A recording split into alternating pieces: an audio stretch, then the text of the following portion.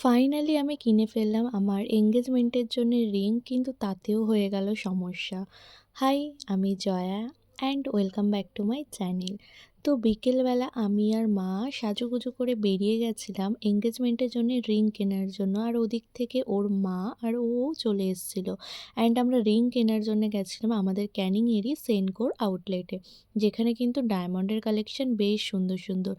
হাজার একটা কালেকশন থাকলেও কিন্তু দুঃখের বিষয় হলো যে আমার আঙুলের সাইজে খুবই কম কালেকশন ছিল, যে ছোট সাইজের ওদের কাছে খুব একটা বেশি কালেকশন ছিল না।